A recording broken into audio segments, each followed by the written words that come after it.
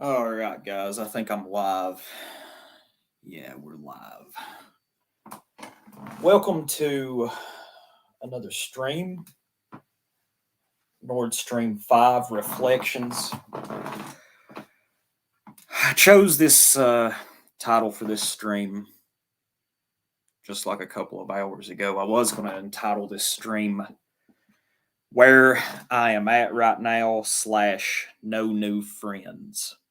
But I chose reflections instead because that's what part of the stream is. It's just going to be me looking back a little bit, you could say. I want to thank everybody that's stopped by.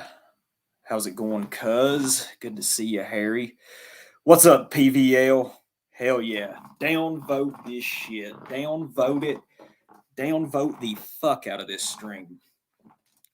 By all means. Hell yeah. But I want to take a second and I just want to thank everybody that has listened to me rant or pontificate over the last, let's see, 3 years and 10 months, I guess you could say. I want to thank everybody. I appreciate it. I mean, even the detractors and the people that probably don't like me very much. You know, it will be, let's see, November the 4th, 2019. That's when I started this channel. When I started this channel on YouTube, I'd bought a camcorder, a Sony camcorder. And I was such a technological Luddite.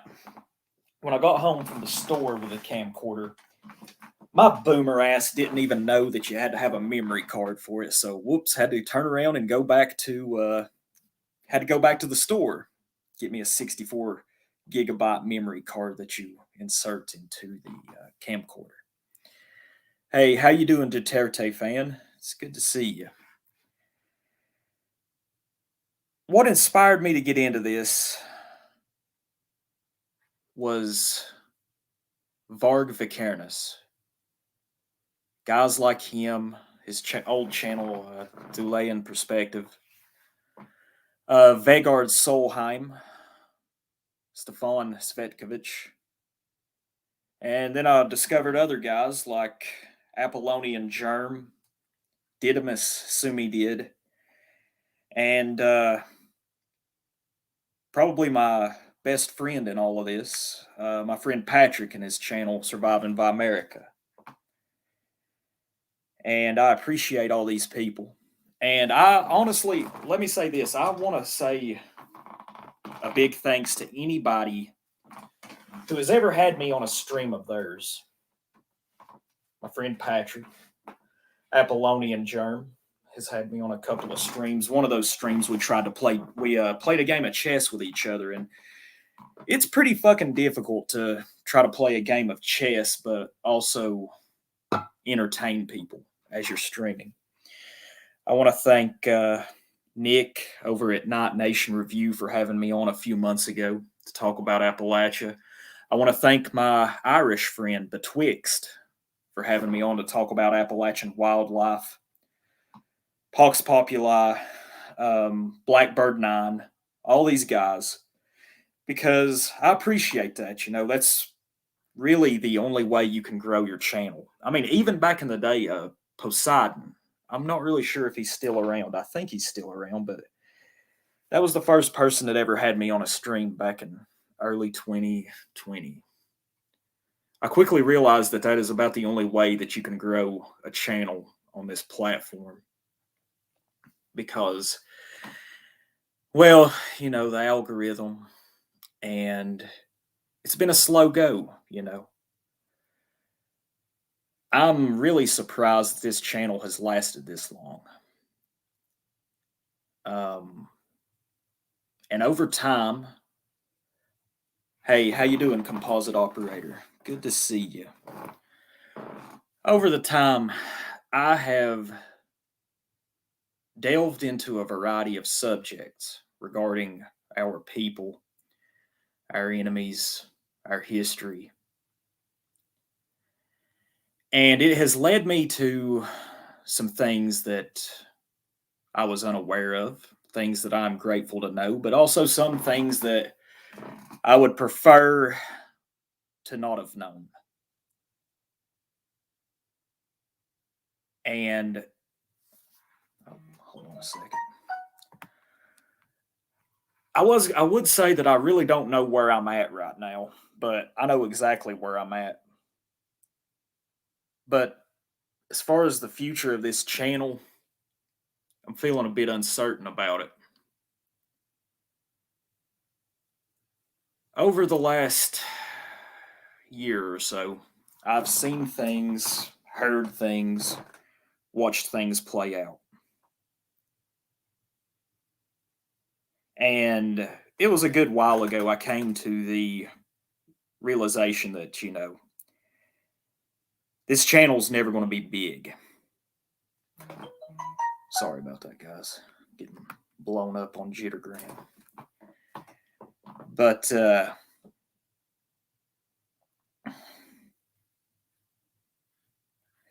we when I started this channel, it was just basic racialist material and some hiking videos. I have a lot of different interests.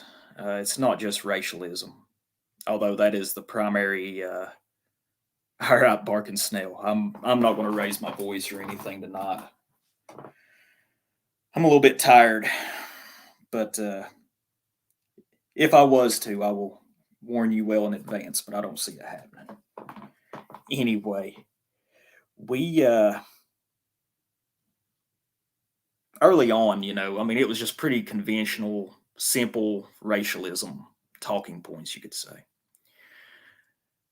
When I got into this, you come into this, I believe, most of us do, with this intention that we want to make a difference and perhaps uplift our race, to help guide it in some form or fashion to recapturing its destiny. And like I said, it's been a slow go. Early on when I started this channel, I did want to be popular, I guess you could say. I mean, I'm not above saying that. But over time, over the last 2 years especially, I'm actually quite content with where I'm at as far as this channel. All right, barking snail. No, I'm not. I'm not going to do nothing like that. You're safe, brother. But where was I? I don't want to be popular. You know, I have managed to fly under the radar fairly well, all things considered. Some people will bitch about the algorithm fucking them over and, you know, not letting their channel grow or whatever. I've come to appreciate the algorithm because as I've started to observe and just think about things, I'm content where I'm at. I don't really care if this channel grows anymore. And it ain't about popularity. And I hope somebody has at least got a little bit of something out of this channel because I've put a lot of work into it over the years. I never wanted to do this for any money, although I will be the first to tell you I am far from fucking wealthy. Hell, in fact, right now, I just had a little bit of personal information. I just had to drop like $1,500 to a garage to get one of my rice burners, operating correctly. It sucks, but I don't want to do this for money, and I don't denigrate people. I don't, if people are able to make money producing content, and yes, I said content. That is what my friends and me call it, but I'll come back to that a little bit later. If you're able to get yourself any money, by all means, go ahead. Hell, maybe I should. I'm just joking though. I'm never going to do this for money. I don't want your money. I don't want anybody's money. If I need money, I guess I'll go fucking work and make it, or just take it. Done it before, but I don't want any of y'all's money. Never have, never will. And in fact, I've put a fair amount of work into this, and I've spent a lot of money just traveling places because I like to shoot videos in beautiful areas. Hey, what's up, Jack? How you doing? Cheers. Hey, I was gonna say, Jack. Pat said he wanted to come on your stream. We'll try to figure out a way for y'all to get in touch with each other. He said he'd like to do that. I don't know if you were around last night when he said that. But anyways,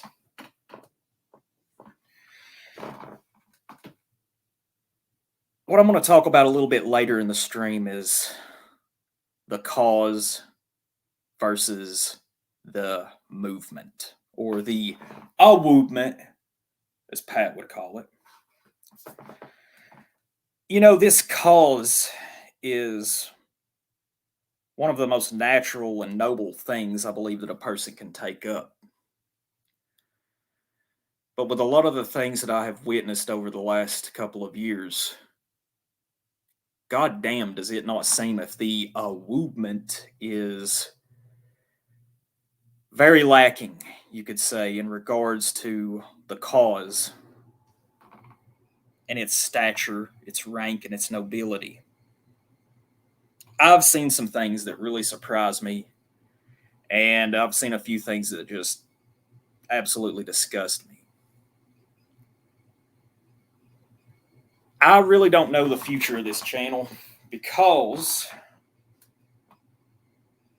life's changing. Here in almost 2 months, unless she arrives earlier, my daughter will be here. She's due in the middle of November.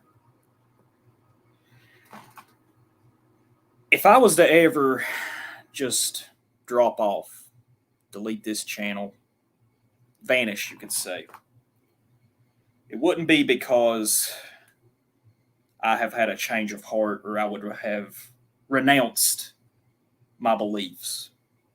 That wouldn't be the case, not in the least. If I was to disappear, I would still think the same way. I'd still have the same opinions. But I don't foresee myself doing that. Not in the least. But I'm just putting that out there for future reference if it was to ever come to pass.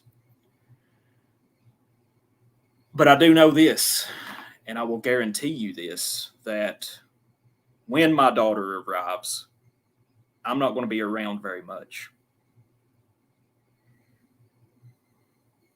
And that is because I'm a man of priorities.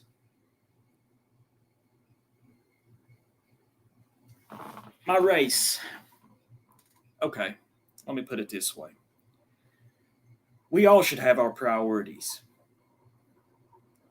And I'm sorry about the background noise. That's like the water heater back there. I'm just hanging out down here in the office. But my priorities are my family, which I'm working on building, myself, because you do have to prioritize yourself. You do. Because if you don't take care of yourself, no one else is going to. If you don't take care of your health, if you don't take care of your spirituality, your mental state, you will not be operating at peak performance, and you got to take care of yourself in order to take care of others, is what I'm trying to say. And then it's my race. When she comes around, I'm not going to have a lot of time. I have to work. Hey, what's up, Tristan? How you doing, brother? It's good to see you. Hey, Billy Bob. No, no, no, no, sir. No disavow. We don't disavow on this channel. Disavowers know where the door is. You know, but when she arrives, I mean, that's going to be my number one priority. I'm just putting that out there. Because this is the purpose to life, I believe, is to reproduce, procreate, and to instruct the next generation. And during this time, I got to be honest with you, I won't have a lot of time. I'll be working. Probably going to be a lot of sleepless nights, you know. That tends to happen when you have an infant, a young child. But I'm looking forward to it. This is something that I've wanted for many years, and I was starting to wonder if it was ever going to happen. I was really starting to question if I was just shooting blanks, or if perhaps fate had it decided that I would never have children, never sire any children, you could say. Another reason that I won't be around as much is because I really feel like this project, I feel like I repeat myself so fucking much anymore. And for me to put out new material, new content, it's going to require me time to study and read. And that is going to be something that will probably suffer somewhat in the future. You know, priorities, time. You know, it's limited. Maybe I could sneak in some stuff here and there. Hey, how you doing, Mosby Erickson? You've been around for a long time, my man. I think you've been around since the Poseidon stream all them years ago. I think that's where I first came into contact to you. But man, I ain't done nothing for our people, dude. I'm just a guy trying to put my thoughts out there. I feel like I repeat myself though. And for me to produce new things, I'm going to have to take time to do so. Until my daughter gets here, I'm going to try to put out as much material or content as I can. There's several things I need to finish. I want to talk about Appalachianism, this sort of philosophy. Billy Bob, Patrick, get my friends Appalachian Highlander and Appalachian Rebel on here. Maybe a couple other guys. We're going to try to come up with a. Basically, we're just trying to make up some sort of philosophy, you could say, that will help the heritage Appalachian. But this is a long process. There's also, and God Almighty, I cannot believe it, but it's been almost a year since I did the first installment of Between the Lines of Drift. It is the story, of course, of Eric Rudolph, who I believe is a modern day Appalachian hero because of his 5 years of evading the feds. It is, you know, I don't know if I can stream that on YouTube. It was up for about 3 months. It was a very popular stream, but they struck it down because it said that I was glorifying criminal organizations. Well, if you know anything about Eric Rudolph, he was the lone wolf, the textbook lone wolf, you could say. He wasn't involved in any sort of criminal organization. He did those things on his own. So that's just YouTube being a cocksucker, you could say. There's a couple other guys that I want to talk to. But, you know, I'm going to try to get those done before November gets here. So, yeah, I just wanted to say that. I wanted to get that out there. once my daughter gets here, I'll try to put something together once in a while, but it ain't going to be with the frequency that I've put stuff out over the last 3 years and 10 months for sure. Hey, what's up, Bormagni? How you doing? Yeah, that's very true. That's my thoughts, man. Exactly, because I mean, as Hector Salamanca said in the show Breaking Bad, La familia es todo. The family is all. Hey, how you doing, Rooster? You've been here a long while too. And there's Blitz. Blitz 77. Holy hell, I ain't seen you in a while, man. It's good to see you. Nice. Nice. I think Poseidon is actually still around. Um let's see. Cowboy said here. Just got told about a week ago my father was at the Eric Rudolph bombing. Oh yeah, when he was in Atlanta at the Olympics. Fuck. Let me throw something in the chat. If you want to see that stream, that was a really good stream. It was me, Patrick, Desiree, and my friend Yonder. Let me see if I can pull that stream up. It's on Odyssey. I've got it put on there. That was one of my favorite streams I've ever done. It took a lot of work too. I mean, I had to read between the lines of drift. I had to carve it up by chapters. Give me just a second here. Took a lot of research, and then I also read another book called Lone Wolf that was about Eric Rudolph. It was written from I forget who had written it. I need to actually finish that book, but the first stream is about Rudolph's early life. And Rudolph's early life, I think, is very important because it gives us a picture of what led him to carry out his days of action.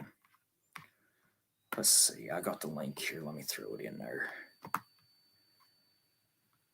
It's a good stream, by the way. It's one of my best, I feel like. And there you go.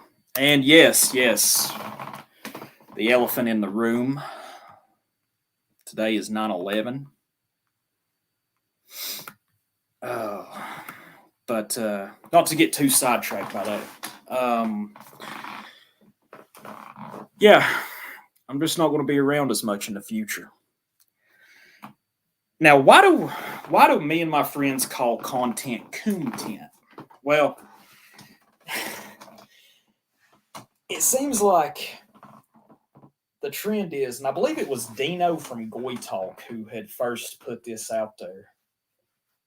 I could be wrong though, but it seems to be that like in online white nationalism, the trend is it's a never-ending cycle of consume, react, repeat. You consume the content. Some of these people, I truly wonder if they have a life outside of their smartphone or their PC. It is like they anticipate the coming content. I need content to fucking content. I demand you make me some content so I can consume, react, and repeat. And you know, if you're doing that, you're not really going to get a lot done in life. You're not going to get much done at all. Your health will suffer. Your personal relationships will probably suffer if you have any. If you don't have any, perhaps you should log the fuck off and do something about that. Perhaps try to form some. That is why we call it content. You know, I've not had to deal with too many enemies in this thing. I've had some people troll, which I can usually, I've got a pretty good sense of humor, even though I don't show it on here very often. Maybe I should show it more often. I think we all could use some more laughs. It is coom tent. I'll type it in the chat, cowboy. Coom tent. Coom tent. But I do remember when I can remember when people slight me. No, it ain't a coom tent. No. It's coom with an M, letter M. I know, man. I've got a nasally voice, but I remember slights. I can remember when people talk shit. Sometimes I'll engage them. A lot of times nowadays, I'm just like, what the fuck ever, dude. Unless they are insulting one of my close friends, one of my inner circle, I can handle people disagreeing with me, and that's fine. There's a lot of people that disagree with me. That's probably why I don't. That's why I don't think a lot of people, a lot of the more popular people in these circles would talk to me, because I do say some edgy things. And I'm not saying them just to be edgy, though. I believe them. We're not disavowers on this channel. We do not disavow violence. I'm not encouraging anyone. I always have to put that disclaimer out there. I don't encourage it. But I mean, it's just natural. It's natural law. I mean, today's September the 11th. And I will never disavow violence against those who were truly responsible. The government, the system. They killed 3,000 Americans that day. And then how many hundreds of thousands in Afghanistan and Iraq afterwards? How many? I mean, that's why I don't disavow it. Because this system is the most violent monstrosity the world has ever seen.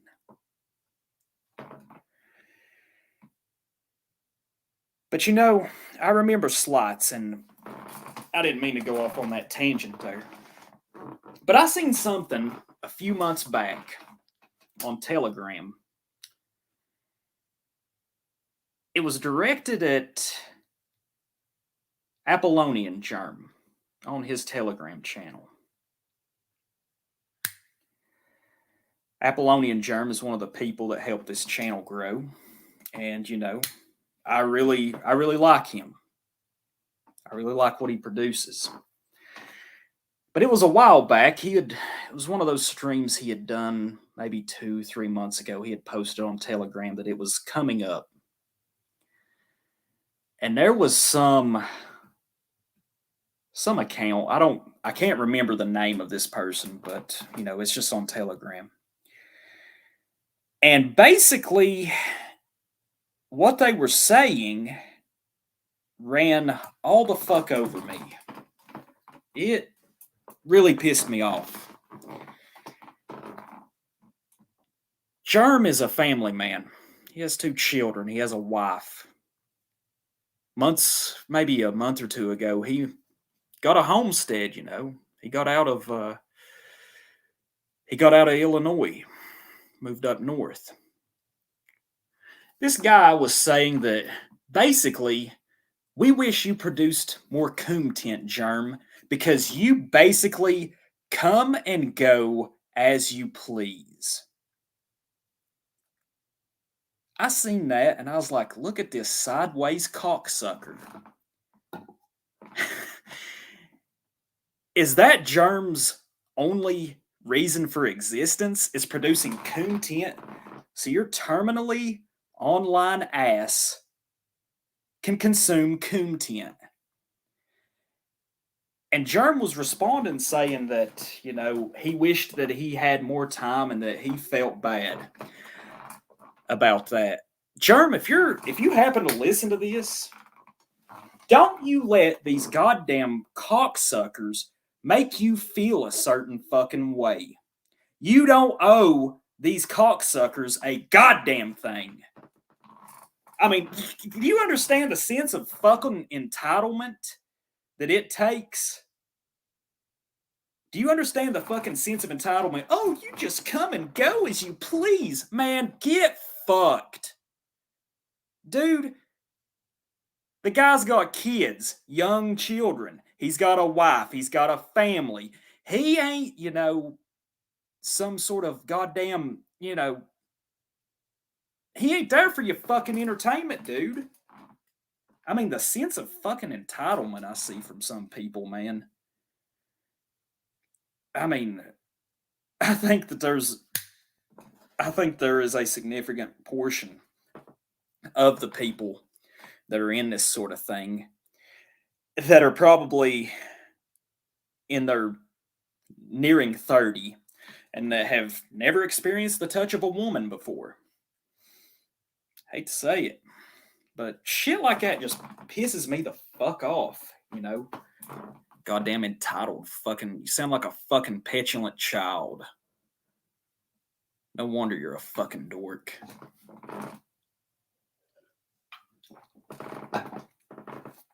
You don't know these motherfuckers a goddamn thing.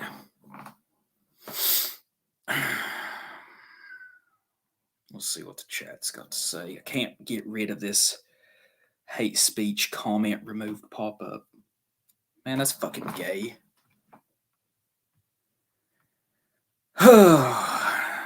But yeah. The Pepsi. He's a good dude. He's a good dude. He's a good guy. Me and him don't agree on everything, but he's a good guy. I like him.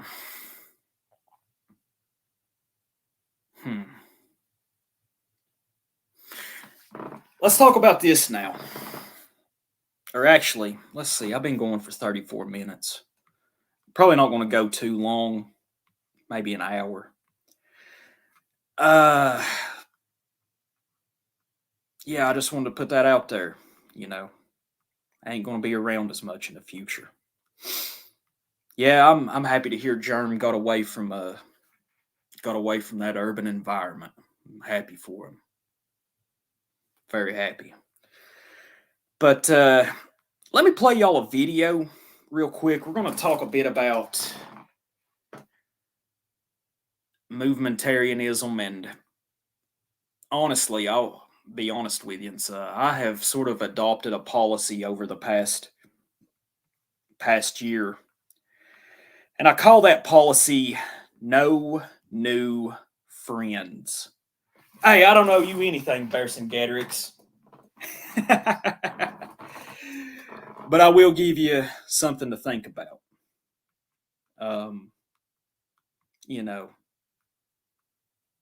But let me see if I can share my screen here. I fucking even downloaded this file, but for some reason, fucking StreamYard won't let me present it for some reason.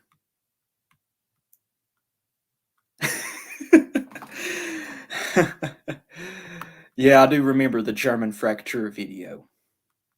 I do remember that.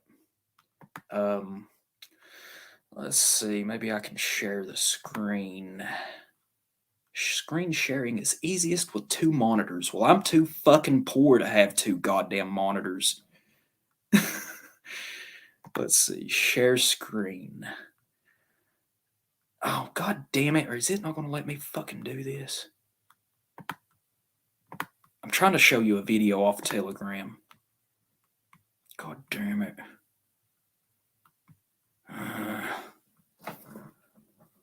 Window. Okay, maybe this way. All right, I think that's got it.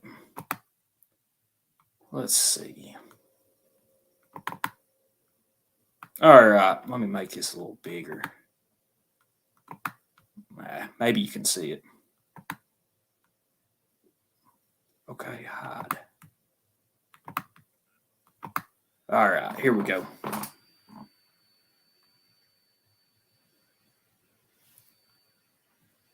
Did that not work? Fuck. Let me know if that worked.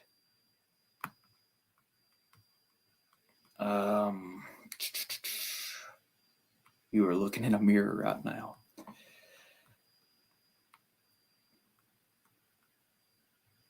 What the fuck? God damn it. Well, oh well. Boomer tech, man. Shit fucking happens. I tried to download that video, but for some reason StreamYard will not allow me to fucking pull her on there. Well, goddamn. I told you guys, this ain't no sort of professional outfit we got here. Just using what we got. Well, goddamn. Damn it. A lot of relevant points in that video that I was wanting to discuss. So that really fucks things up. That's my bad, guys. But anyways, the video that I tried to show you there was Tom Metzger talking about the aftermath of Charlottesville back in 2017. Yeah, there's a video clip there as Metzger is speaking of this white dysgenic hippie looking whore that is like standing in front of a TV camera in front of a row of policemen in their fucking riot gear and everything. And you sound like a boomer using technology too with the swearing. Yes, I am the 36-year-old boomer. I am. But anyways, this is an age-old question, it seems like. And I've made it abundantly clear on where I stand. I guess I owe you guys some bonus content since I failed to deliver there. So I guess you're right, Bearson-Getterix. I do owe you something now. I'm indebted. But I've made it abundantly clear. I'm not one of these sort of movementarian types, and it seems to be that the movementarian model is gaining a lot of traction. I mean, it was just the other day, I seen a guy on Twitter who said that what we need is something like Charlottesville, but bigger, better. I don't know, man. Yes, that's exactly the video. Yes, Barking Snail. Yes, it's Metzger. I actually think it was Adam Waffen that produced that video. I'm not sure, but yeah, it's whoever. I don't care who produced the video. It's got wisdom in it. Metzger, Metzger, he had tried the movement method numerous times. And he eventually came to see that it was just not a viable tactic. Now, I understand the arguments for having a large public-facing group. Even Metzger mentioned in his interview with Pat all them years ago, he mentioned that Charlottesville, if they would have just done the torch march, if they would have just done that and not hung around the following day when all the chaos ensued, that would have been an actually remarkable piece of propaganda. But then everything happened the following day. Lots of people arrested. James Fields, of course, he is locked up for, I don't remember, is it like 400 years or something just fucking ridiculous? I'm aware of the argument that the movementarian types use. And I respect people's right to go out and protest and everything, but myself, I consider these sort of conventional forms of activism. I'm not much of an activist, to be honest. As I said earlier, Varg was one of the inspirations to start this channel. And I do think, I remember it was from Varg I actually first learned about a certain book written by James Mason. And I do think Mason is correct on a lot of things. I know that controversial book is kind of sensational. It sensationalizes some things, but there is wisdom in it. I respect people's rights to go out and protest, but you do have to remember that protesting or putting up stickers and dropping banners, that's not the end-all, beat-all thing. In fact, I don't know if these conventional acts of activism, I don't know if the juice is worth the squeeze, to be honest. Maybe it is, but I don't know. I'm of the opinion that I don't really think it's all that. I think it can be detrimental. I mean, look at whenever James Fields loaded up from wherever he was from and went to Charlottesville that day, do you think he planned on being locked up the rest of his life after the events that transpired? Certainly not. One of the reasons I don't consider myself an activist is because I don't really like crowds. It's cool to see a large crowd, you could say, of white nationalists, but you can guarantee that there is snitches, there's informants, and there are probably also agents of various stripes, you could say. In my last video, I talked about indifference bordering on contempt. But when it comes to informants and snitches, that's pure hatred, at least from my perspective. I hate snitches. I hate informants. It is not, I have spoke extensively about this in the past. And did you hear Richard's? Well, you guys didn't hear it because the fucking video didn't play. But did you hear? Well, Richard Spencer at the beginning of that video, he's like talking to the row of cops in their fucking riot gear. Him and his people around him are like, unlike those guys over there, he's talking about Antifa. We don't hate you. We like you guys. We don't hate you. Those guys over there, they hate you. And then the next video clip, it shows they're literally getting fucking assaulted by the police. And Spencer's like, what are you doing? Stop! Stop! What are you doing? Why are you assaulting us? Another guy screams. It is, that's pretty pathetic, to be honest. You are pleading with the instruments of the system that wish your very destruction. I don't understand. I've asked this before, and I don't understand why there is this sort of appeal to authority in these circles. I don't understand that in the least. And there's instances I have heard of people that have talked about talking to the police, being an informant. Hell, there's a large controversy I'm sure many of you on Telegram have witnessed over the last week or so regarding some activities of this nature. That's why I'm not an activist. I don't like snitches. And I wasn't around, you could say, when Charlottesville happened, but I have studied it some. And, I understand the movementarian types. They like pageantry. They like their, their marches and things like that. But I feel like I don't know if the juice is worth the squeeze. I don't know if the reward is worth all that risk. If you're inclined to do it, I can't tell you what to do. More power to you. And hell, prove me wrong.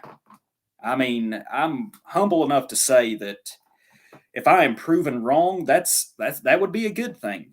I'm not, wishing harm or wishing people to fail to just prove my opinion correct. I don't wish that because, if they do have success, goddamn right. That means, if they're moving the ball down the field, if you're making progress, if it does make a difference, I I hope you prove me wrong, because survival's what it's all about. Surviving, then thriving. So, I don't know, man. It's the age old debate. As far as, you know, movementarianism, what you see is going to happen, and I have mentioned this in past videos, and I think we're already bearing witness to this today. 2024 is going to be a wild year, I believe. And I mean, it's shaping up. 2023 is working on it, I believe. Patrick has pointed this out numerous times, that a lot of the big name people in this don't want to talk about Operation Gladio. Because to discuss Gladio and the tactics that the intelligence agencies used will bring a lot of these big name sort of leaders into question, you could say. Yes, movementarianism. That's it. If you study Gladio, I mean, the CIA used some of these fascist groups in Europe during the years of lead in Italy, in Belgium, with the SDRA 8. I mean, I made a video talking about Baron, the Black Baron, as he was called, Baron Benoit de Bonvoisin. This guy was a wealthy businessman who claimed to be a fascist, yet he was a pedophile. He is mentioned, he was very connected to Marc Dutroux and that whole egregious scandal that occurred back in the 1980s, 1990s in Belgium and the Netherlands. And the Baron, the Black Baron, he was extremely well connected. And he even had this sort of black summit. And of course, when I say black, it's not referring to the race. In the years of lead in Italy, black terrorism and black subversion was fascist terrorism. And then you had red terrorism, red subversion, which was from, you could say, the Red Brigades and the Nuclei Armati Proletari. And, you know, it is not beyond the ability of these intelligence agencies to manipulate, to coerce, and to play both sides. I mean, that is what the astute sort of power brokers do. They do that. And I think what we are witnessing is what Patrick would call American Gladio. It's happening. And over the next year, due to it being an election year, you can guarantee that there is going to be a lot more activity. But within this activity, there's going to be a lot more fucking snitches, a lot more informants, and even agents, you could say. Now, do I have any advice about which group to join or which one to stay away from? I'm not going to get into that because I don't fucking know. I don't call people snitches and feds unless I have definite proof. Now, there is definitely people that I am extremely leery of, that I'm extremely suspicious of. And I stay away from those people. I like flying under the radar. You know. Now, I'm not saying all these things, to discourage you from, like, perhaps networking. I think a network is superior to a group. Just a loose network, and I've got my little inner circle, you could say. And since I've been doing this, I have probably met about 20 to 25 different people. And I've been very lucky in this regard. I think it is important to see your comrades. Yeah, that's absolutely correct, Finn Wraith. There's also people just looking to make money. There's grifters. That's true. But where was I going with this? I've lost my train of thought there. Fuck.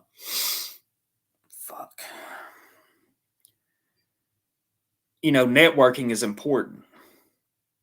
You don't have to be a public facing group to accomplish things. Now, I mentioned earlier that I was considering naming this stream Where I'm At Right Now / No New Friends. Discuss what I mean by no new friends is basically exactly what it fucking means. I don't want any new friends in this thing of ours, especially with some of the events that we have seen over the past year, and especially with what we will see. I mentioned in that video White Omerta almost a year ago that what we're going to see is that chat apps such as, say, Discord or Fetagram, as I like to call it sometimes anymore, Telegram, you're going to see some fucking snitches on there. They're going to flood it. There could be agents, you could say, of Antifa or downright governmental agents. And that's what we're going to see. And we're going to see a lot more people get locked up. We're going to see people get hemmed up. That's why I stressed in this video called a warning. I made it back, I think, in January. You have to watch what you say online. You cannot make actionable statements, actionable threats. They will hem you up for conspiracy. And while I'm not a disavouer, you can't talk about that shit, man. You just fucking can't do it. As a wise man once said, if you are inclined to do such things, do it alone or leave it alone. I'm not encouraging people, but to get caught up in conspiracy is just, it's a bad deal. You get locked up for years, and I think we're going to see more of that, unfortunately. Yes, that is correct, Ezra. There are many government assets. I mean, I hate to keep bringing up stuff that I've talked about in the past, but it was a couple of years ago I made a video talking about an essay by a guy named Bill White. Bill White is currently incarcerated, but he wrote a detailed essay, and I read the essay in that video. And the essay is dedicated entirely to how informants operate. Now, Bill White in this essay, he postulates that that in this country, in the United States of America, as many as 1 out of 200 people is some type of informant. This doesn't necessarily have to be a federal sort of informant. It could be just an informant to a local police department or whatever. So 1 in 200, that would be 0.5% of the population. Now, if you look into these circles, say these white nationalist circles, it's a pretty hot button topic, you could say.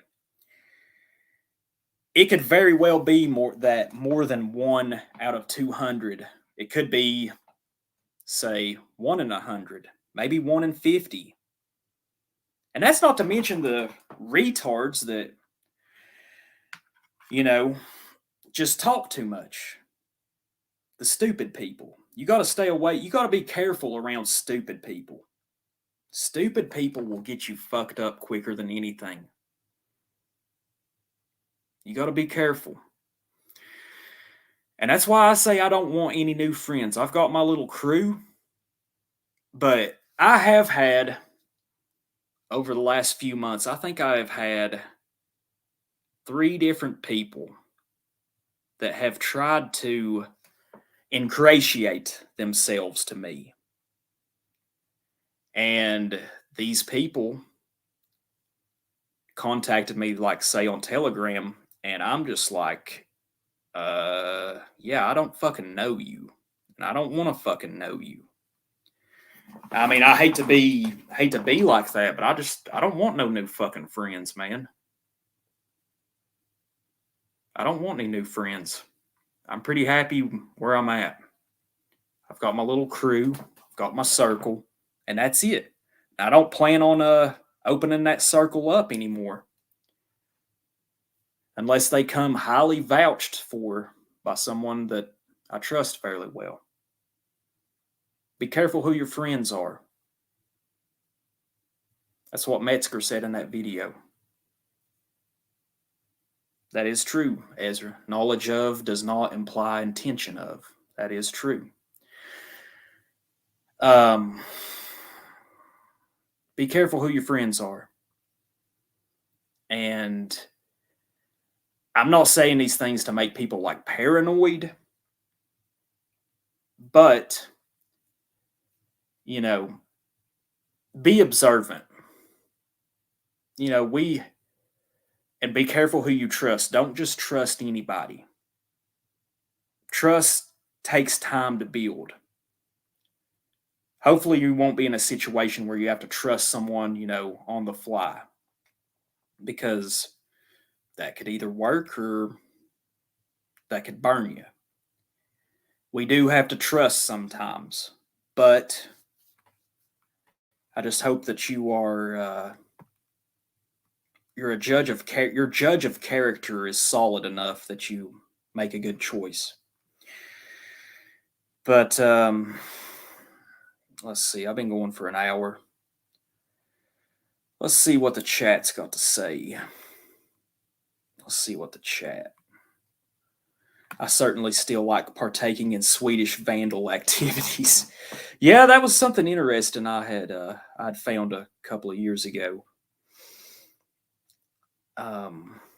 People most likely not going to change their minds because we're holding up signs and yelling certain things. I think there are other ways to do that. Yeah, that's true.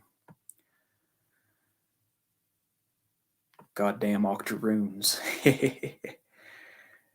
Tristan says, activism doesn't help people wake up. It just pisses them off. Yeah, some cases. I could see that. Hell, I mean, say you're out driving in town somewhere and you see some of these climate activists, sitting there, plop their ass down out in the fucking street, and you're on your way to work. Yeah, that's going to goddamn piss you off. Piss me off. The barking snail, being deferential to authority has been bred into us and indoctrinated into us by religion and state schools. Many have been raised up sedentary and on terrible diets, and so on. We are, as the Christians would say, a fallen people. Yes. Oh, man. You're onto something there, though.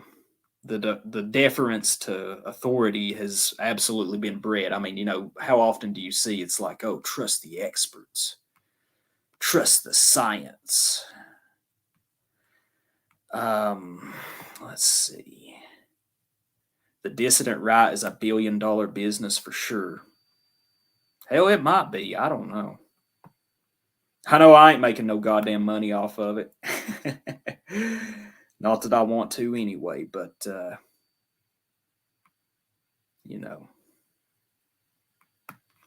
in a way you have to try to say things in a way they can't take it out of context to make it look like you said the wrong things. Yeah, there's definitely an art form to that, you could say.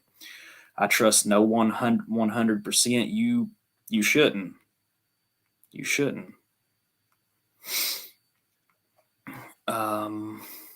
All my friends have been my friends even before we were in this circle. We just all happened to wake up near the same time, luckily. Well, that's an excellent situation right there that you have, Cowboy. That is an excellent situation that you have, because that's one of the unfortunate things, man, is there's, you know, you have these online cliques, these online groups. There ain't no accountability, man. There's no accountability. And that's what's important, really. It's not any of this internet shit. It's about what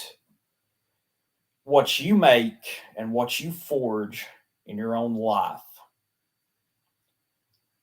Building community, it's very important.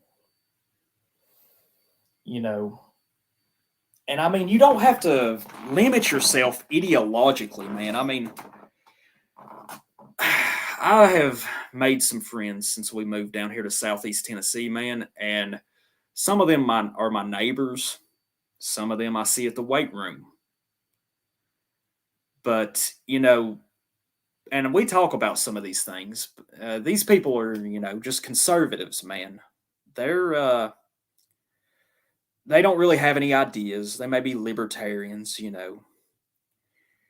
but that doesn't mean that you can't befriend these people. And, with the uncertainty that I think that we're going to see in America here in the future, we're going to see a lot of uncertainty. I mean, I'm going to go off on a tangent here, but I sit here at times and I wrestle with this in my mind. Are we at the precipice of something? Are we about to go off a cliff? Is basically what I could say. Are we tottering on the edge of World War III? It does seem that there is something in the air, which I remember back in 2020, I used to think that the collapse was imminent, and I was proven wrong. The system has kept chugging along. Unfortunately, the system is a bit more resilient than a lot of us would like to give it credit for. I mean, what do you guys think? I'm asking you in the chat. Anybody that wants to chime in. What do you think is going to happen by the year 2030? Myself, I'm not big on making predictions because I'm just not into it all that much. One thing I do predict, though, and I will stand by this, is I do think 2024 is going to be a wild year. I think it's going to be an interesting year. And that's why I kind of urge caution to anybody that's listening to this. Just be cautious, be careful. Because there's a lot of incentive for the government to try to hem people up, especially on this side of things.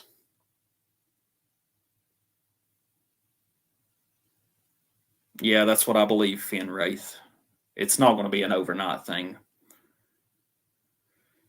Rome didn't collapse overnight. It took a long time.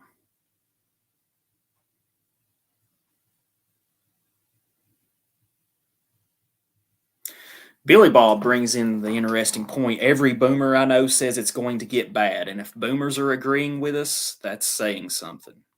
That's a good observation. Oh, damn good observation. Let's see. I believe, Cowboy says, I believe we will see a resurgence in normal conservatism and that they will lump us in with the leftists like they do when... Oh, yeah, you see that already, man. You see that sort of behavior already. I mean, that's what they do to Patriot Front. That's what they do to Blood Tribe, except not necessarily saying they're leftists, but, claiming that they're feds and things, shit like that, Well, now all the end days people are claiming 2046 is the big year to look forward to. It's fucking retarded. As for the movement, don't focus on the end. Focus on getting your. That's nice. I like that, Bearson Getterix. I'll put that on the screen for a minute. I'm gonna put that on the screen. Hey, Billy Bob, you want to come on here and shoot the shit for a few minutes with me? You want to come on? Let me know. Let me know. This will be the bonus content that I promised you guys since I screwed you over on the Tom Metzger video talking about Charlottesville. I guess I'll need to clip that out of this stream. Let me see, Billy Bob. I'll shoot you the StreamYard link. We'll talk for a bit longer if you're able to.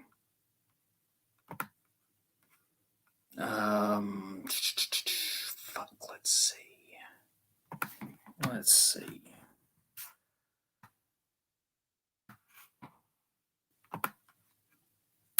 All right. I sent you the link, Billy Bob, if you're able to. Title this stream Bottom Text. Bottom Text. Bottom Text.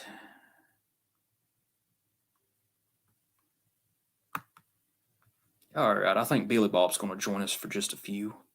I'll stream. I told you guys I owed you some bonus content, and I don't intend to let you guys down.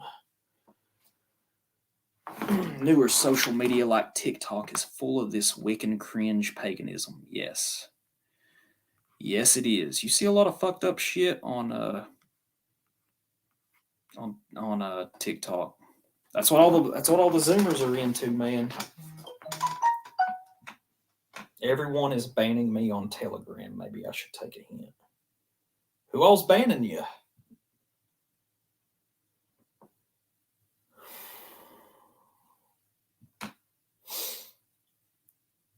I wouldn't worry about that, man.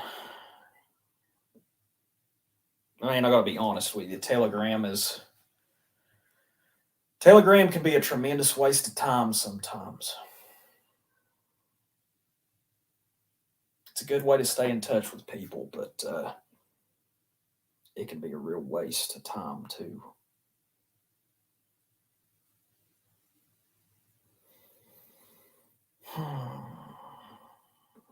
But anyways, I want to thank everybody that stopped in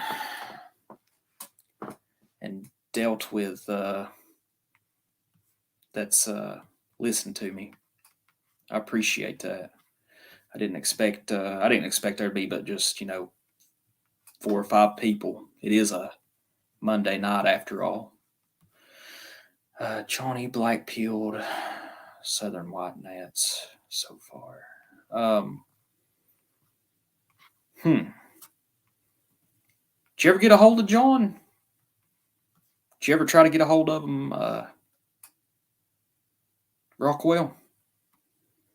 Because, I mean, I don't think he'd, keep you out. Southern White Gnats, I don't know much about them.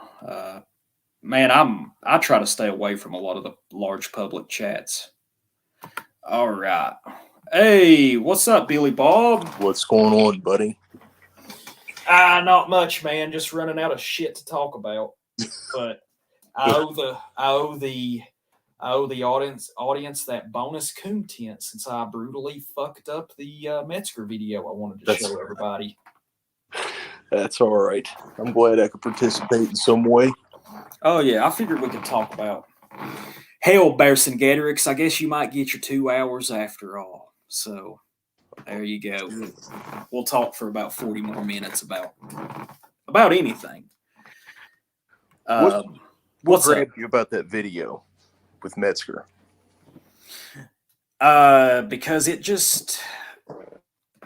there was lots of things that grabbed me. You heard me complaining about the dysgenic whore.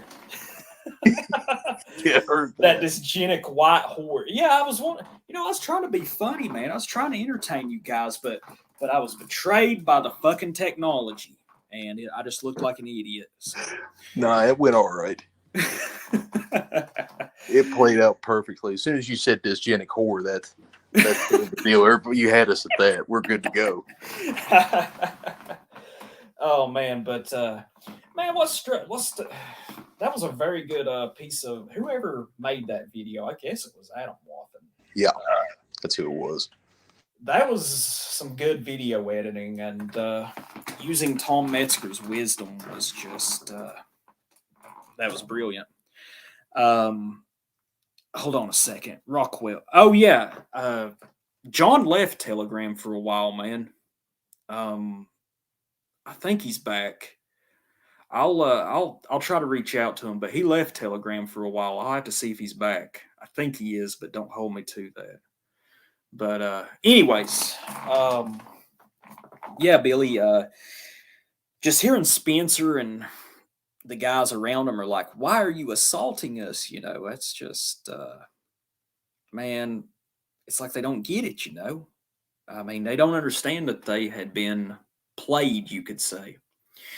I also like hearing Metzger say the word clusterfuck. You know, he didn't swear that often, so that really Yeah. let you know what his thoughts were on that if he expressed himself that way, you know? Yeah. Clusterfuck. You know, the reason I asked you that is that something that's not really mentioned that often. What did Metzger advocate for?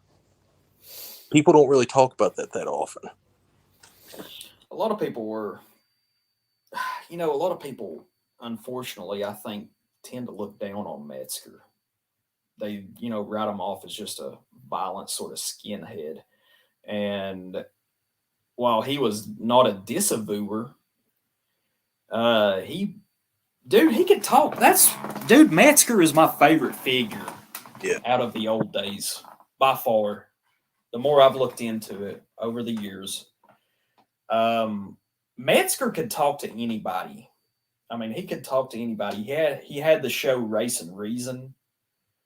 He did.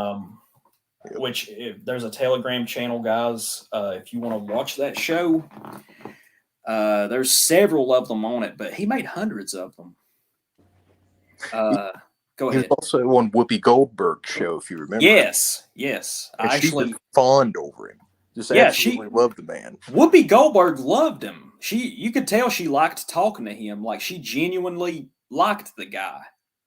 He was a likable person. He could talk to anybody without, compromising on his views in the least. He was brilliant. He also, what people may think of Jim Goad, his personal relationships or whatnot, he really, I guess you could say, red-pilled, if people still use that, Jim Goad. He was the one who did that. Really?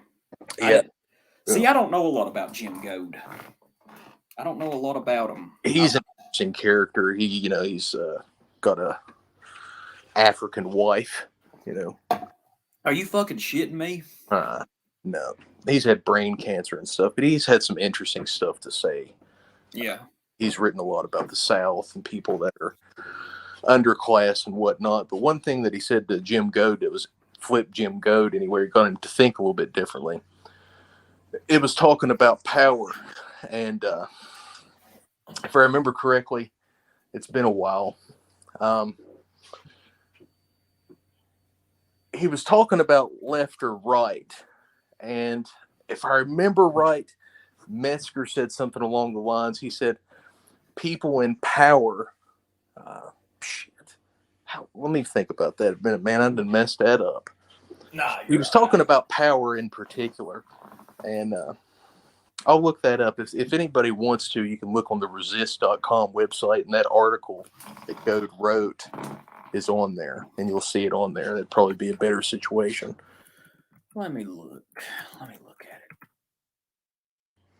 But man, it was pretty interesting that he flipped Jim Goad on that as well. Let me see if I can find it. Yeah. Resist.com. Let's see. Yeah, old Metzger, he had quite the website. It's a nice one. He did. I love how on his website he's got the gravesite, section to look up where the important figures have been laid to rest. You don't see. I've never seen another website or guy do that before. I think he's the only one that had put anything up about Klassen as well. Yeah. What people may think of him, I mean, that's a whole story in and of itself with Klassen. And I like Klassen. I do as well. He was very straightforward. Yeah. He was very intelligent too. And he was a good man. I mean, that document that you sent me months back where he was, just talking about his life, he tried to help so many people. He tried to help so many people by, when he had his Church of Jesus Christ, no, that's fucking Church of Creativity. Church of, Creativity, World Church of the Creator. He tried to hire so many people to help, put out his material, to run the printing press, things like that. And he was so accommodating to, man, I mean, that just goes to this, and that's something I wanted to talk about earlier. I knew I'd forget something because I didn't even bother preparing any notes. I was just going to go on the fly. Dude, the dysfunctionality in the movement, has it always been this way, Billy Bob? Because I know you've been around longer than I have. In one form or another, it has always been this way. And the reason I think it's that way is because the test of character isn't there to join this thing or to be a part of it or to be accepted in its communities. Like, all you have to do is to be born white, right? Yeah. You really don't have to test your character necessarily. Now, there's organizations and whatnot that do have character tests, but if it's all you have to do is just be born a certain, genetic makeup. Yeah. That's really not a test of character. You know what I mean? Yeah, exactly. So it's going to bring in a lot of dysfunctionality. And I've seen dysfunction from the beginning, from the very beginning, since the late 90s. And not everybody's this way, though. You have true believers. There are people that truly believe. And there are good people there as well, And sometimes you find those people and you just got to grab them and take them with you and keep them in your circle, like you were talking about earlier. Yeah. Man, it's it's like I said earlier, man. I've seen some phenomena in these circles that I'm just shocked by. Let's see. I was going to mention something to you. I had something to ask, and it slipped my mind. That's all right. But think long term for a minute. If we look at people, who's lasted the longest out of all the people that, if you've looked back through history like you have, the people that's lasted the longest, I would say was like Metzger and Pierce, you could say. Sure. Mason's lasted a while. He did. Yeah. He's still out and about, you could say. Dude, Lewis Beam. Man, I'd love to be able to talk to Lewis Beam. Lewis Beam was the man. He was the man. Did you see that where he went to Russia prior to all this stuff with the Maidan revolution? Yeah. Yeah, he went to Russia. He traveled there. He's usually at the cusp of everything, every big event that's getting ready to happen. Like he was, he was actually in the press conference with Waco with the head of the FBI. Did you know that? No, I did not. Yeah.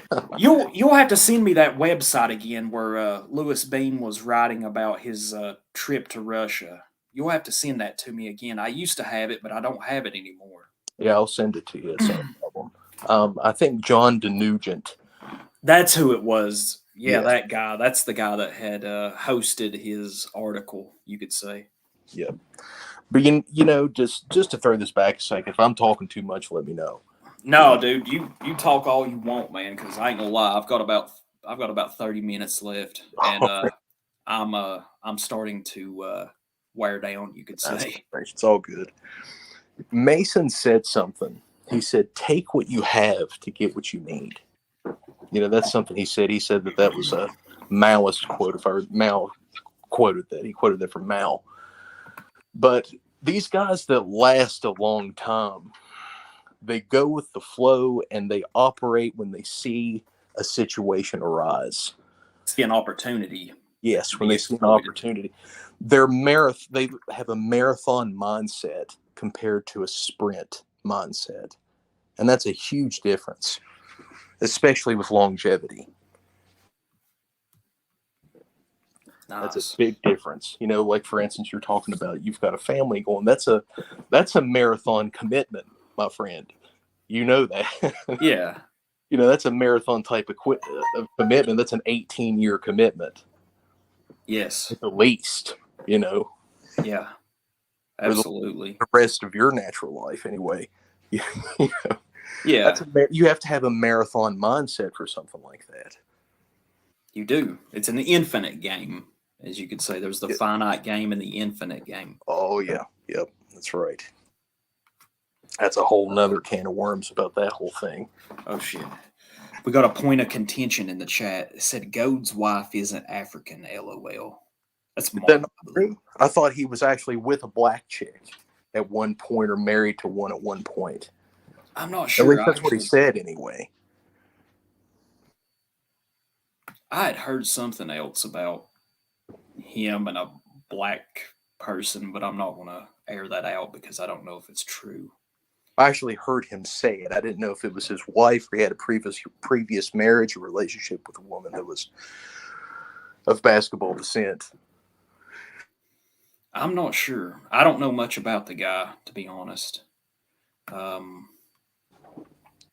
Anyways. Good writer. Very good writer. I'll definitely say that. Interesting friends as well. Yeah. Interesting. I can't find that quote by that I was looking for on Metzger's site. Jim Goad had an article up on there, if I remember correctly. It's within that. He tells the story of going in Metzger's bathroom and seeing People's Magazine and realizing that the Metzgers were just normal people. Savage, rabid people. And that was something that had made him realize that these were normal people. Yeah. Well, I mean, that's one thing I like about Metzger, too, is he was a family man. He, was him and his wife, he loved his wife. You never heard any tales about Metzger, being a philanderer or anything like that. And I've heard it from a good authority that knew Metzger that, when Metzger's wife died, he didn't talk about it in public much, but it really affected the guy. It was hard on him. I couldn't imagine. I couldn't either, because, I mean, fucking SPLC, man. The fucking SPLC. People talk about, ban the ADL. Hell, let's ban the SPLC, too, while we're at it. They've ruined just as many lives. They have. I mean, a few years ago, when I seen that former de-radicalized Muslim ended up getting pretty close to $3 million out of him. Nawaz was his name. Yeah. Kind of cheered a little bit on that. Rarely do people go after the SPLC and actually win. Yeah. And profit off of it anyway. Yeah. Oh, man. Metzger didn't hang out with the cat boys. That's absolutely right. He was the man. That's right. Love him. But what he advocated for, what do you think about that? People don't talk about it, but nobody really does. Oh, you can, dude, take it away. Let's hear about what he advocated for. He advocated for revolution. He did, but he also advocated for a lone wolf strategy. Yes, he did. And he said that one of the examples of a good lone wolf at the time, I guess he got hooked on TV there for a little bit, was Dexter Morgan, of all people. Oh, really? See, Yeah. I didn't know that. I didn't know he watched the show Dexter. Yeah. Yeah, Dexter Morgan was a good archetype for the lone wolf. Yeah. I thought that was comical. Yeah. Yeah, I actually watched Dexter years and years ago. Yeah. There's some merits to that strategy. It is a lonely strategy, hence lone wolf. Yeah. It's something where you're by yourself and you can't take credit for anything that you do. Just the credit and success itself. Just the success itself is credit. Yep. Whatever that may be to benefit your community and people around you. Yeah. In a positive and productive and legal manner, should I say. Oh, man. Community development. Have you ever been able to find one of that Bob Miles essay 33.5? Have you ever been able to find it? In pieces. I knew somebody that had a physical copy of it, and then there was somebody that was selling it. Do you know what they were asking for that? I think you had mentioned they wanted like $600 for you to get a reprint or something. $10 a page. So that would have been $600 because it was 60 pages. Yeah. Son of a bitch. Yes. I'd love to be able to track that down.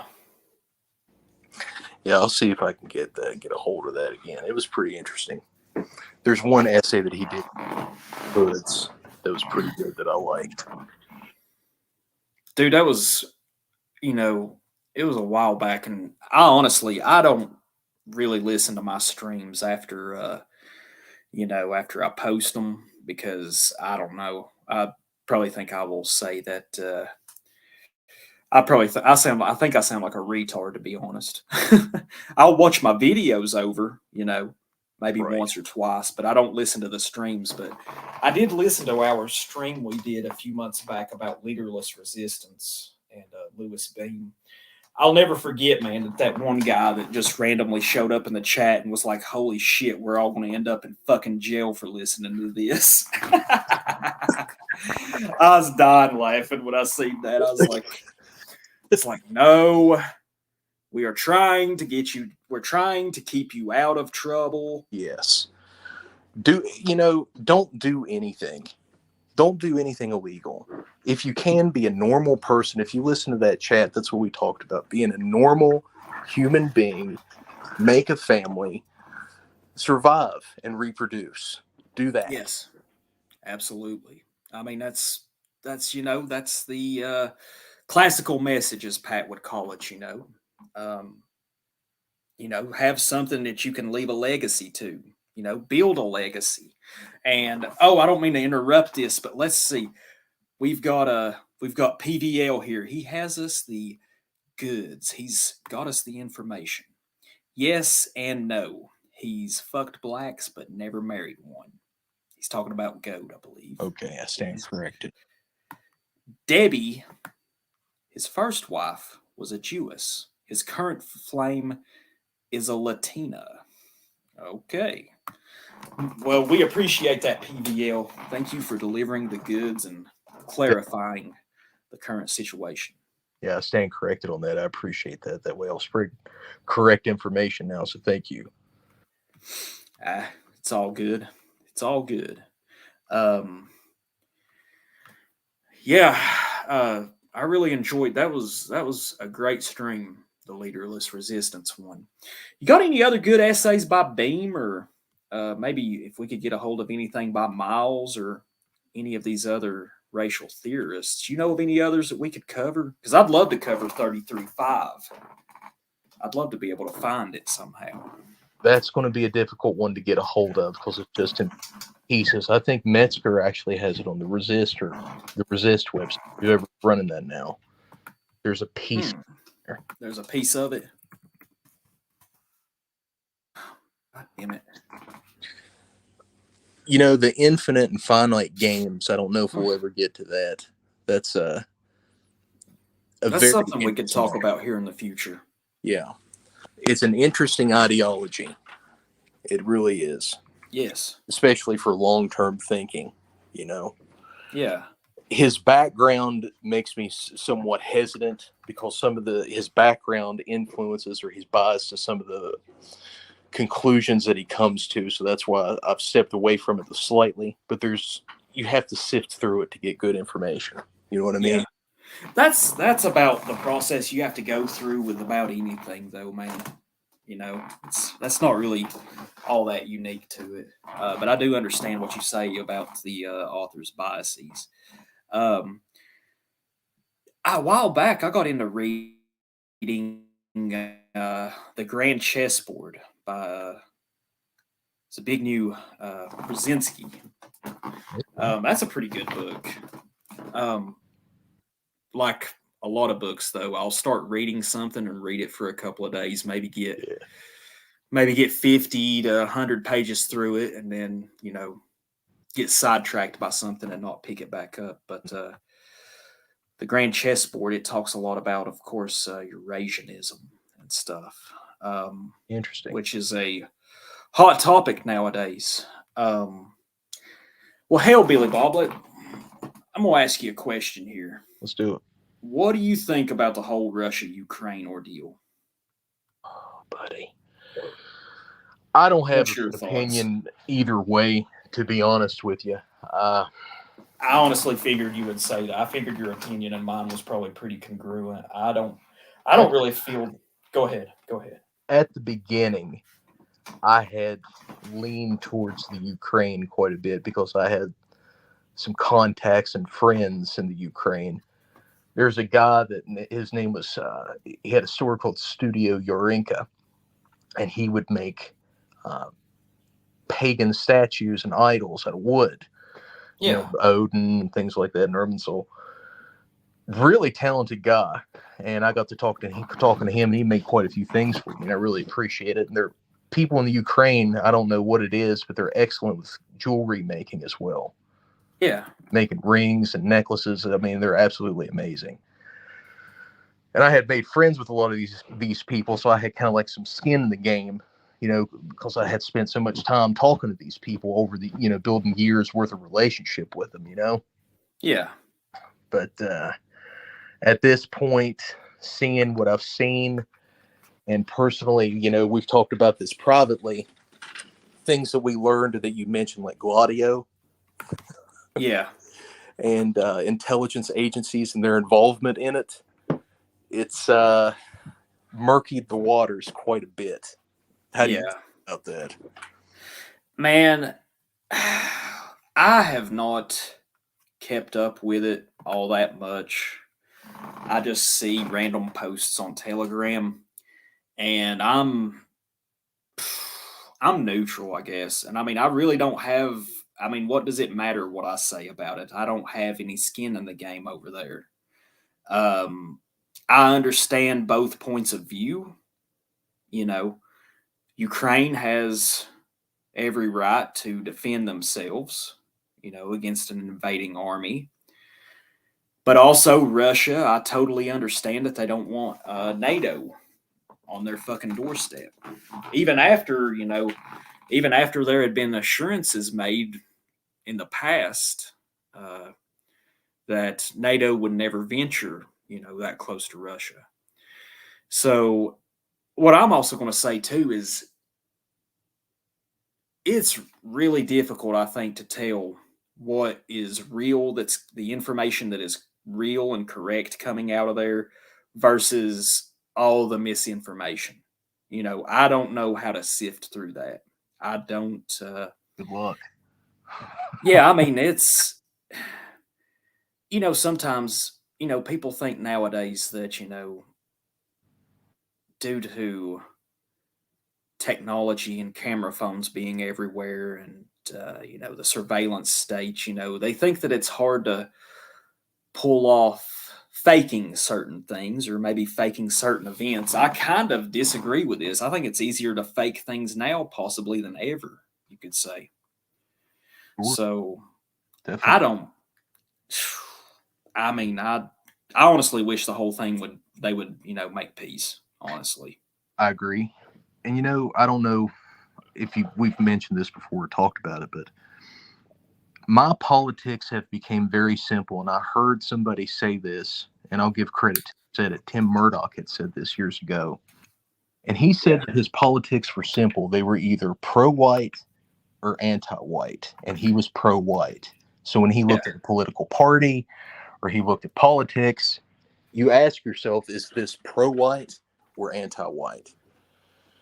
Absolutely. And that's pretty much my politics, and I've adopted that myself, and I've tried to apply that in my life, and that's where my politics stand now. And that whole situation over there, if I turned off the TV and didn't look at a screen anymore, I wouldn't know what the fuck's going on over there at all. Yeah, that's how I look at it, honestly. It ain't got shit to do with Appalachia. Yeah, and I mean that's really all. That's really all I'm can be concerned about is my immediate area.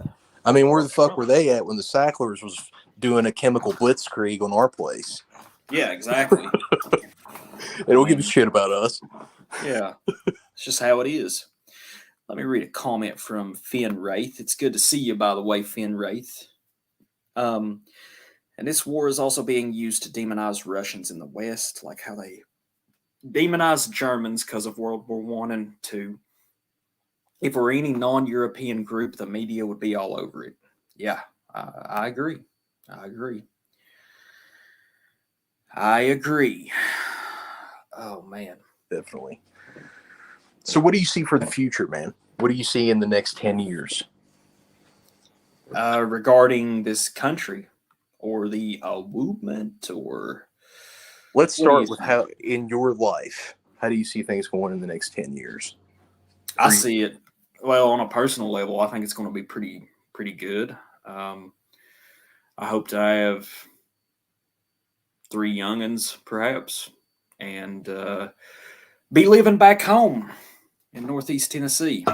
Be living back with a family, have some land, not be stuck in a suburb, you could say.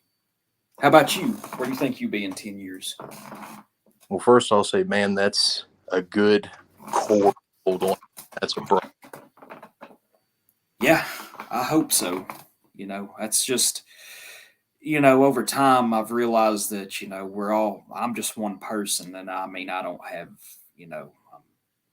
a lot of influence or anything crazy like that. So you can really just control yourself and try to build the best life for yourself that you can, That's it. I agree. 100%. For my life in the next 10 years, woo, man, I'll be close to 50 at that point. I'm 30. I'll be 40. You there, Billy? Hello? Oop. Am I there? Yeah, I think he's cutting out a little bit. Okay. He's cutting out just a bit. Yeah, I'm going to be, 48 in 10 years? Whoa. Man, it's crazy how time flies. Yeah, I mean, 10 years at this point, I started to notice when I hit 28 that there was a big difference. There was a change in life. Yes. 48 ain't going to be that far away. Oh, I know. Man, we're a lot closer to 50 than we are 20. Oh, damn. Oh, man. But, with that said, I really want to focus. I'll give broad strokes here. I really want to focus on the marathon of life and making decisions that will affect 10 years from down the road instead of being a glory hound and looking at life. I think that's the difference you could say between being a young man and a man that's approaching middle age. When you're a young man, you are reckless. You're more bold, and that serves you well when you're a young man. But as you age, you start to see limitations, you could say. Yeah, I understand.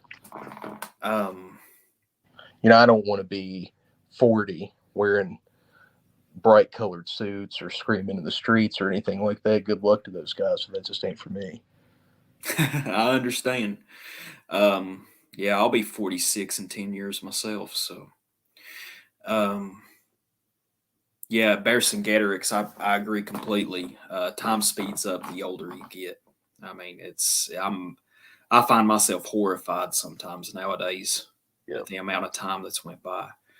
I got a random question I just want to bounce off of you real quick.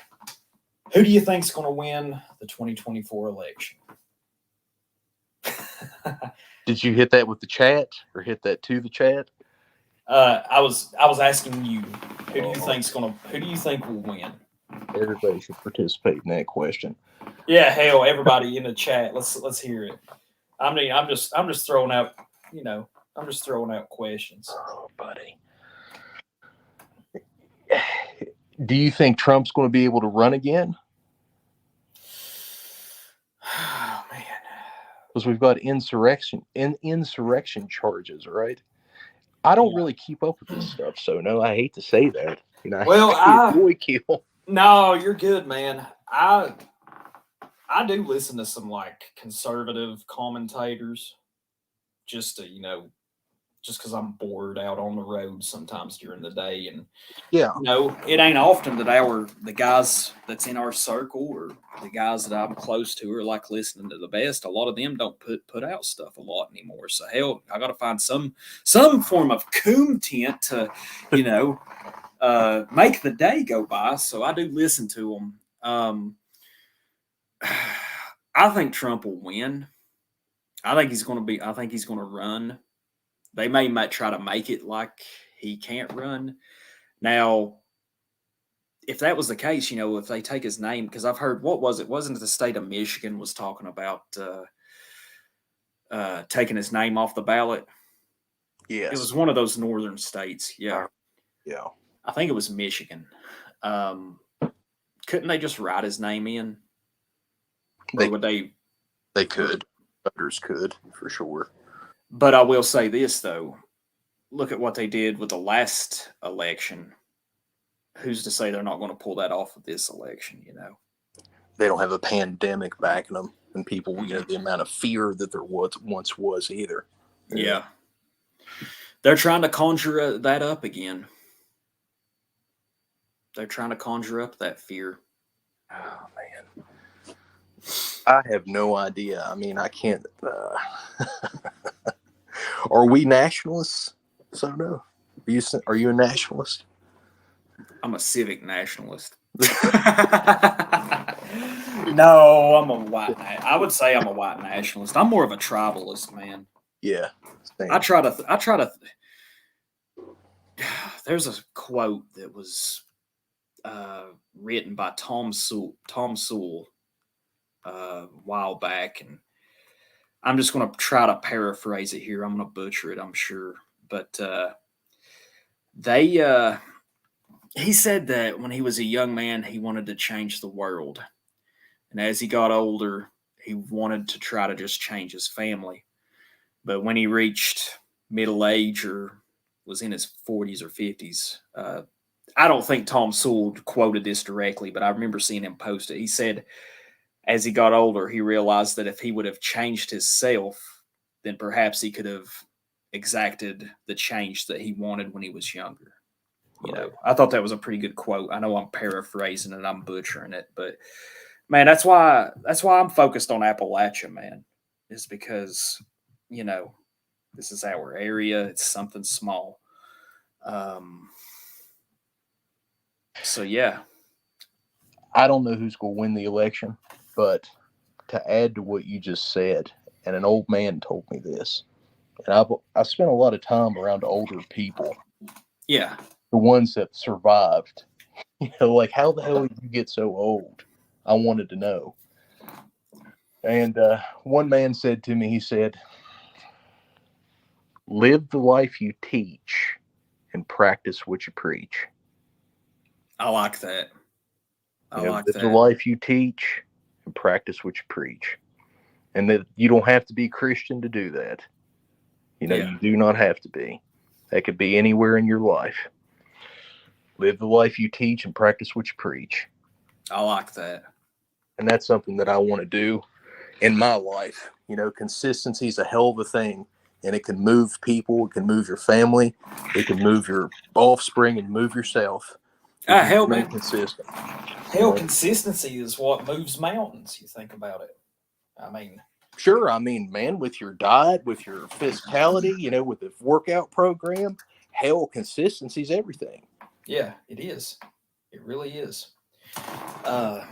You know, going back to the election real quick, I was just rewatching a few months ago. I got to rewatching some of Didymus Sumidid's old videos. Dude, this guy should have gotten a ton of credit. He doesn't have a large channel. His channel's, I think he's got maybe a couple hundred more subscribers than I do. You know, this guy called it back in 2020, which he claims that in one of the videos he didn't make a prediction, but he said this is what he wanted. He made a video where he talked about he worked at the polling station. I believe it was in his county. And this was back in 2020. And he was there from like, I think he got there at 5 a.m. He didn't get home up until 9 o'clock at night. And he basically had to do all the work. He said most of the people that was working with him were old. A lot of them did not want to pull the trigger. They were just really inefficient. But he said for his precinct, Trump overperformed. And he said that he lived in an area of the South where it's about 50-50 or maybe 60-40 white and black. And he said Trump overperformed, did very well.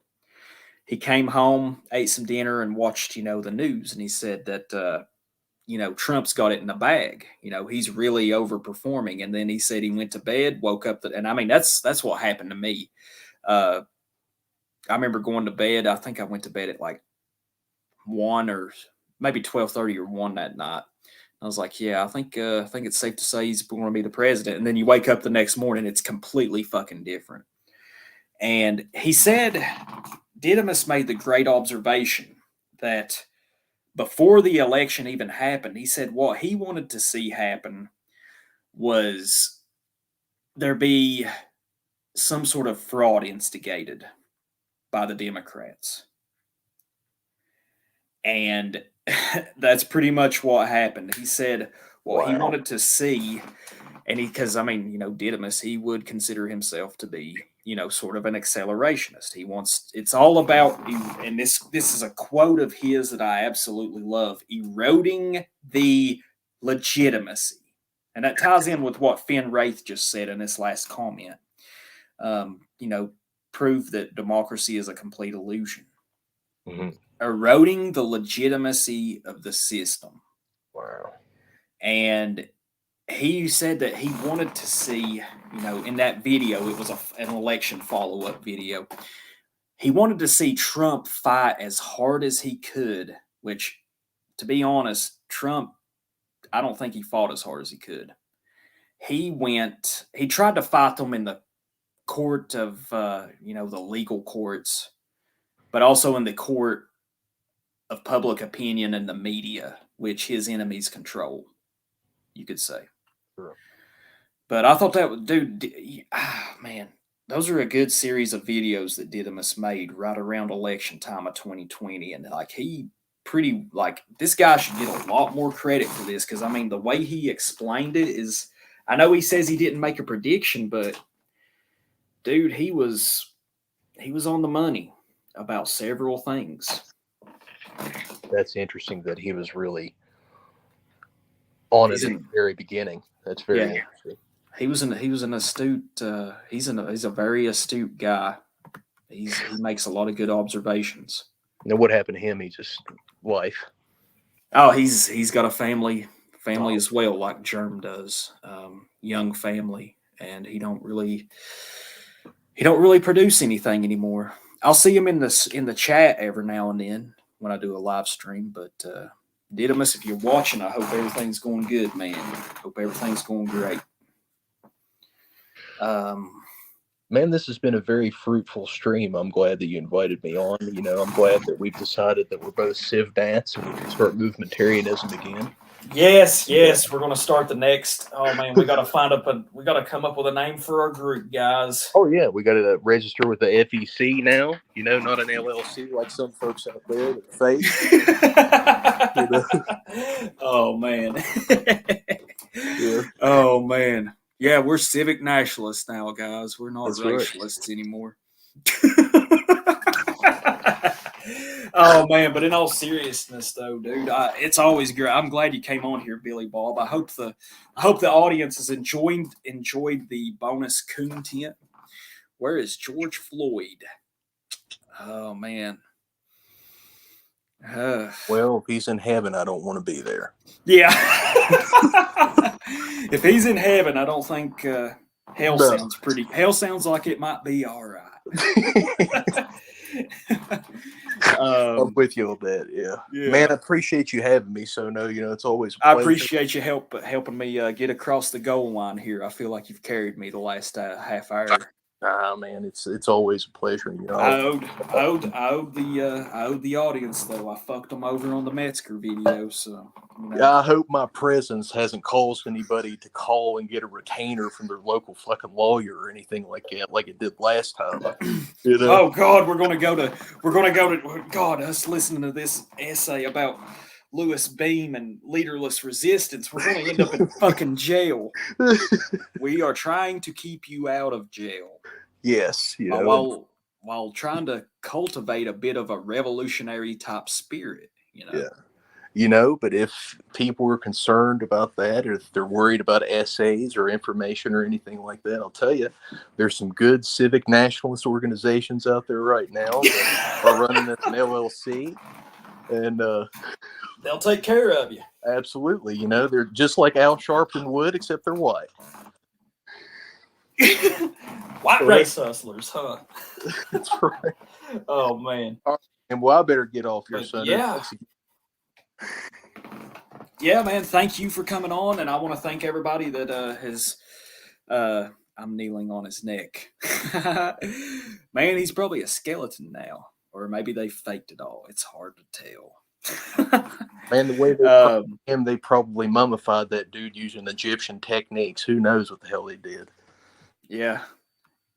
You know, thousands of years from now, they'll find, they may uncover his mummy, and there'll be traces of heroin and methamphetamine in the corpse. So, all right.